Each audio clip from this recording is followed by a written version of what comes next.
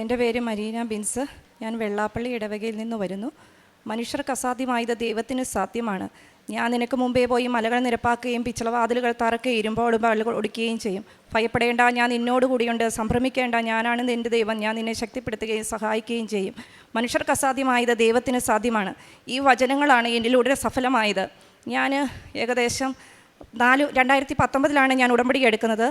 ഞാൻ 4 വർഷമായി ഞാൻ സൗദിയിൽ ജോലി ചെയ്യുകയായിരുന്നു. അവിടെ ഒരു നേഴ്സായിരുന്നു. 4 വർഷമായി ഞാൻ സൗദിയിലായിരുന്നു. അവിടെ നിന്ന് ഞാൻ റിസൈൻ ചെയ്ത് വന്നിട്ട് ഏകദേശം 4 വർഷത്തോളമായി. എൻ്റെ ആഗ്രഹം UK ആയിരുന്നു. പക്ഷേ എനിക്ക് അയർലൻഡിലുള്ള സ്കോറേ ഉണ്ടായിരുന്നുള്ളൂ. ഞാൻ അയർലൻഡിന് വേണ്ടി ശ്രമിച്ചു, അയർലൻഡിന് പോകാൻ വേണ്ടി. അപ്പോൾ അയർലൻഡിൻ്റെ എനിക്ക് DL പുതുക്കി DL എടുത്തു. DL എടുത്തു കഴിഞ്ഞ് ഇപ്പോൾ തൊട്ട് അതായത് DL എടുക്കാൻ ഏകദേശം ഒരു ഒന്നര വർഷത്തോളം എടുത്തു. അന്ന് DLൻ്റെ പേപ്പർ വർക്കൊക്കെ വളരെ ബുദ്ധിമുട്ടായിരുന്നു നടക്കാൻ വേണ്ടി. അങ്ങനെ നമുക്ക് DL കിട്ടിക്കഴിഞ്ഞപ്പോൾ തൊട്ട് അങ്ങോട്ടുള്ള ഇൻ്റർവ്യൂ എല്ലാം സ്റ്റോപ്പ് ചെയ്തു. അങ്ങനെ നമ്മുടെ ആ DLുമായിട്ട് നമ്മൾ ഇങ്ങനെ ഇൻ്റർവ്യൂ ഇല്ല. ഏത് ഏജൻസിയെ വിളിച്ചാലും അവർ പറയും ഇപ്പോൾ അങ്ങോട്ടെല്ലാം ക്ലോസ് ചെയ്തേക്കുവാണ്, അവർക്കിപ്പോൾ വേണ്ട, അവിടെ ഇനഫ് സ്റ്റാഫായി എന്നാണ് അവർ പറഞ്ഞത്. അങ്ങനെ നമ്മുടെ DLൻ്റെ കാലാവധി തീർന്നു. വളരെയേറെ വിഷമിച്ചു, ഒത്തിരിയേറെ പ്രാർത്ഥിച്ചു. അങ്ങനെ ഇരിക്കുമ്പോൾ ഇനി യാതൊരു പ്രതീക്ഷയില്ല. അങ്ങനെ ഇരിക്കുമ്പോൾ ഞാൻ വിശ്വാസം എൻ്റെ കൈവിട്ടില്ല. ഞാൻ എൻ്റെ അമ്മയിലും തിരുക്കുമാരനെ ഞാൻ പൂർണ്ണമായി വിശ്വസിച്ചു. ദിവ്യബലികൾ മുടക്കിയില്ല. ഇവിടെ പറയുന്ന പോലെ തന്നെ ഉടമ്പടി അതുപോലെ തന്നെ ഞാൻ ചെയ്തു. ഞാൻ കുമ്പസാരം ആഴ്ചയിൽ 1 പോലും ഞാൻ കുമ്പസാരിക്കാൻ ശ്രമിച്ചു. അതുപോലെ തന്നെ എന്നെ ഞാൻ പൂർണ്ണമായി വിശുദ്ധീകരിച്ചു. എനിക്ക് നേരത്തെ ഇത്രയൊന്നും പ്രാർത്ഥനയൊന്നും ഇല്ലായിരുന്നു. അങ്ങനെ പ്രാർത്ഥിക്കുന്ന ഒരാളൊന്നും അല്ലായിരുന്നു ഞാൻ. പക്ഷേ എനിക്കിവിടെ കൃപാസനത്തിൽ കഴിഞ്ഞപ്പോൾ തൊട്ടാണ് എനിക്ക് കൂടുതൽ പ്രാർത്ഥിക്കണം. ദിവ്യബലികൾ മുടക്കാൻ എനിക്ക് ഇഷ്ടമില്ലായിരുന്നു. കഴിവതും ഞാൻ ദിവ്യബലി എനിക്ക് ഒരു ദിവസം മുടക്കിയാൽ ഭയങ്കര വിഷമമായിരുന്നു.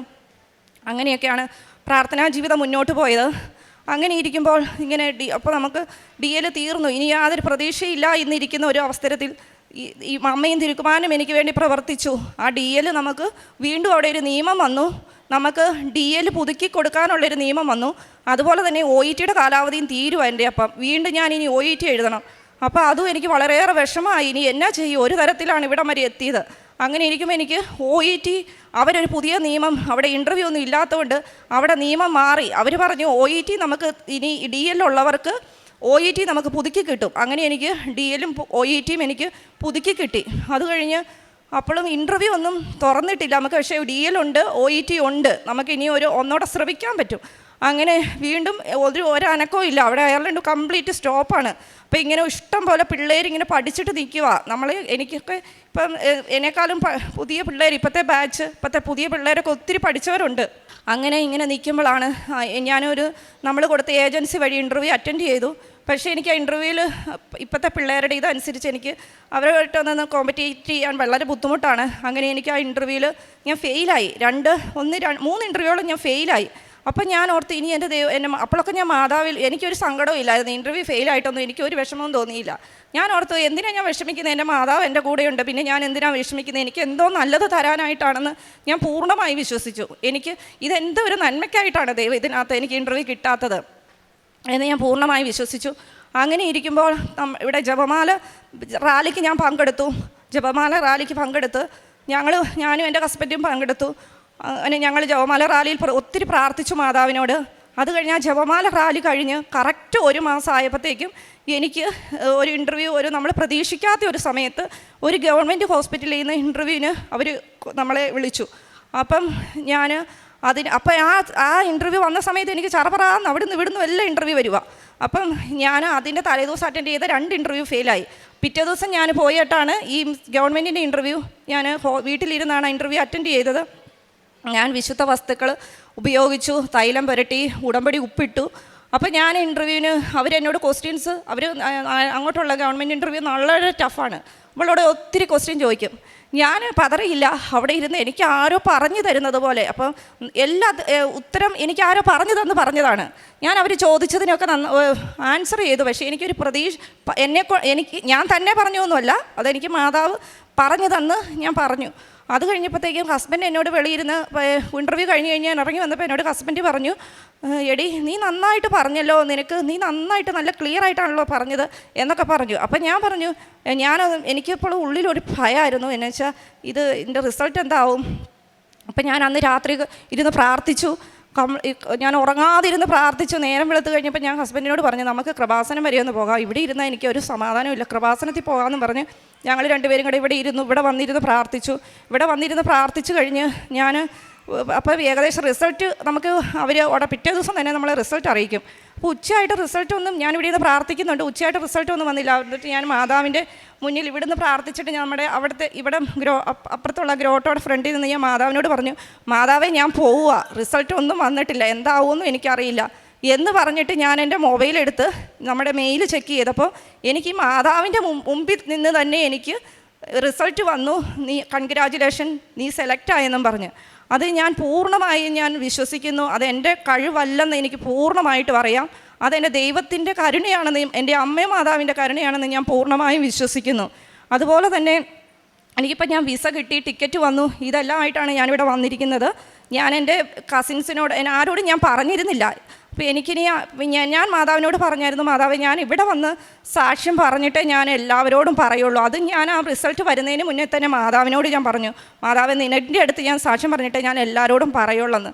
ഇപ്പോൾ അതിൻ്റെ പേരിൽ ആരെങ്കിലും എന്തെങ്കിലും ബുദ്ധിമുട്ട് ആർക്കെങ്കിലും ഉണ്ടാകുന്നുണ്ടെങ്കിൽ അവരോട് ഞാൻ ക്ഷമ ചോദിക്കുന്നു. അതുപോലെ തന്നെ എനിക്ക് രോഗസൗഖ്യം, ഞാൻ എന്തെങ്കിലുമൊക്കെ പിള്ളേർക്കോ അല്ലെങ്കിൽ ഹസ്ബൻഡിന് അസുഖം വരുമ്പോൾ ഞാൻ പെട്ടെന്ന് തൈലം എടുത്ത് തൂത്താണ് പ്രാർത്ഥിക്കാറുള്ളത്.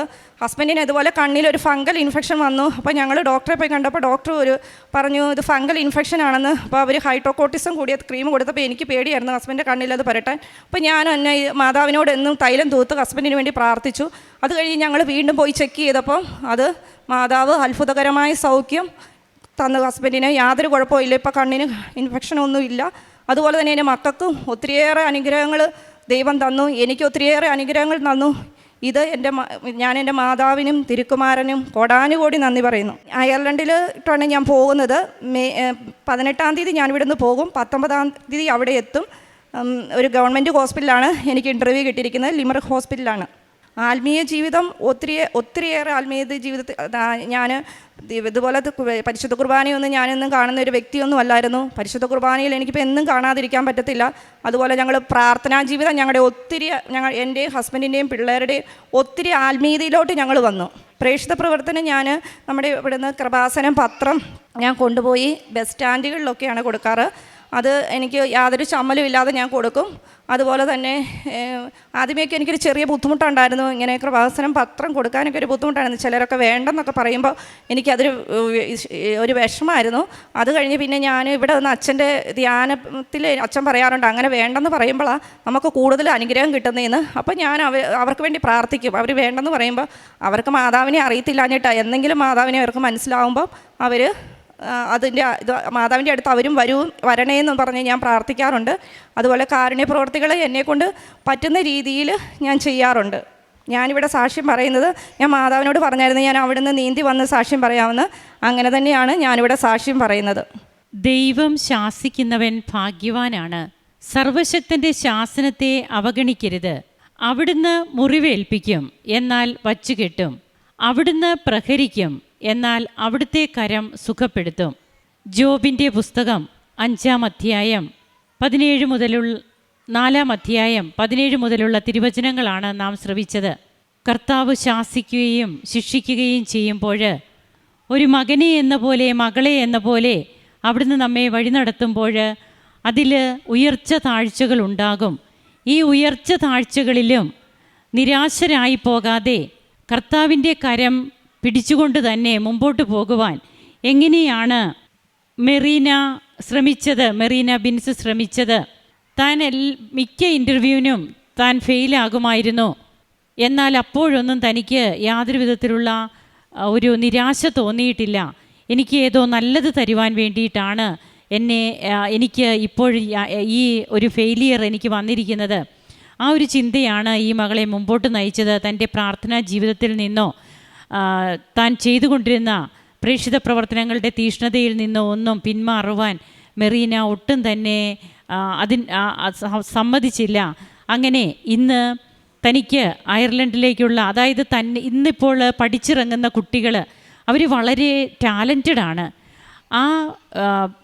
വളരെ ഫ്രഷ് ഹാൻഡ്സായിട്ടുള്ള കുട്ടികളുമായിട്ടാണ് ഈ മകൾ കോമ്പീറ്റ് ചെയ്തത്. അവരൊക്കെ ഇൻ്റർവ്യൂവിലൊക്കെ ഫെയിലായപ്പോഴും ഈ മകള് 4 വർഷമായിട്ട് താനൊരു സ്റ്റാഫ് നേഴ്സാണ്, ജോലിയില്ലാതെ നിൽക്കുന്നു. ഈ ഒരു അവസ്ഥയിൽ തന്നെ എങ്ങനെയാണ് സെലക്ട് ചെയ്തത്? തൻ്റെ സെലക്ഷന് വന്നത് പരിശുദ്ധ അമ്മയാണ്. അമ്മയുടെ കരങ്ങളിൽ നിന്നാണ് തനിക്ക് സെലക്ഷൻ കിട്ടിയത്. അമ്മ ഈശോയോട് പറഞ്ഞ് തൻ്റെ എല്ലാ പേപ്പർ വർക്കുകളും എല്ലാം ക്ലിയർ ആക്കുകയായിരുന്നു. ആ ഒരു ബോധ്യത്തിൽ നിന്നാണ് കുടുംബം ഒന്നിച്ച് ഇന്ന് ഈ മക്കൾ ഇവിടെ വന്നതെന്ന് സാക്ഷ്യം പറയുക. തൻ്റെ ടിക്കറ്റും എല്ലാം ക്ലിയറായി ഇന്ന് ഈ മകൾ ഇവിടെ നിൽക്കുകയാണ്. അതുകൊണ്ട് തന്നെയാണ് ഉടമ്പടി ജീവിതം എന്ന് പറയുമ്പോൾ ആ ഉടമ്പടി ജീവിതത്തിൽ നമുക്ക് എല്ലാം ക്ലിയർ ആകണം, എല്ലാം നന്മ തന്നെ വരണം. അതെല്ലാം നമ്മുടെ ഓരോ ആഗ്രഹങ്ങൾ മാത്രമാണ്. ദൈവം നമുക്ക് തരുമ്പോൾ ഇരു കൈകൾ നീട്ടി ദൈവസന്നിധിയിൽ നിന്ന് ദൈവം തരുന്നത് നമുക്ക് സ്വീകരിക്കുവാൻ വേണ്ട ഒരു മനസ്സാണ് നമുക്ക് വേണ്ടത്. അതുകൊണ്ട് തന്നെയാണ് യെശയ്യാ പ്രവാചകൻ്റെ പുസ്തകത്തിൽ കർത്താവിൻ്റെ ദാസനെക്കുറിച്ച് പറയുന്നുണ്ട്. അതായത് ദൈവമായ കർത്താവ് എന്നെ സഹായിക്കുന്നതിനാൽ ഞാൻ പതറുകയില്ല, ഞാൻ എൻ്റെ മുഖം ശിലാതുല്യമാക്കി, എനിക്ക് ലജ്ജിക്കേണ്ടി വരികയില്ലെന്ന് ഞാൻ അറിയുന്നു. അതായത് ധൈര്യം. ഈ ധൈര്യം ദൈവം നമുക്ക് തരുന്നതാണ്. എന്തു വന്നാലും പതറാത്ത ഒരു ജീവിതത്തിന് ഉടമകളാവുക, അത് ഉടമ്പടിയിൽ നിന്ന് മാത്രം കിട്ടുന്നതാണ്. ഏതെങ്കിലും നൊവേന പ്രാർത്ഥന പ്രാർത്ഥിച്ച് അതുകൊണ്ടാണ് ബഹുമാനപ്പെട്ട VP ജോസഫ് അച്ഛൻ പറയുക, ഉടമ്പടി ചൊല്ലുന്ന പ്രാർത്ഥനയല്ല, ചെയ്യുന്ന പദ്ധതിയാണ് എന്ന്. അങ്ങനെ തൻ്റെ ആത്മീയ ജീവിതത്തിന് ഉണർവ് കിട്ടി, തൻ്റെ കുടുംബത്തെ ആകെ വിശുദ്ധീകരിച്ചു ഉടമ്പടി ജീവിതം. ആ ഉടമ്പടി ജീവിതത്തിൽ താൻ ഇനിയും സധൈര്യം മുന്നോട്ട് പോകും എന്ന് പറഞ്ഞുകൊണ്ട് ഈ മകള് തൻ്റെ സാക്ഷ്യം ഇവിടെ സമർപ്പിക്കുമ്പോൾ നമുക്കും ദൈവനാമത്തെ മഹത്വപ്പെടുത്താം. കരങ്ങളടിച്ച് ഈശോയ്ക്കും അമ്മയ്ക്കും നന്ദി പറയാം. അത്യപൂർവ ദൈവാനുഭവങ്ങൾ ഇനി നിങ്ങൾക്കും സ്വന്തം. ഈ യൂട്യൂബ് ചാനൽ ഇതുവരെ സബ്സ്ക്രൈബ് ചെയ്തിട്ടില്ലെങ്കിൽ ഇപ്പോൾ തന്നെ സബ്സ്ക്രൈബ് ചെയ്യുക. ഈ വീഡിയോ ഇപ്പോൾ തന്നെ നിങ്ങളുടെ സുഹൃത്തുക്കൾക്ക് ഷെയർ ചെയ്തുകൊണ്ട് കർത്താവിൻ്റെ പ്രേക്ഷിതരാകുക.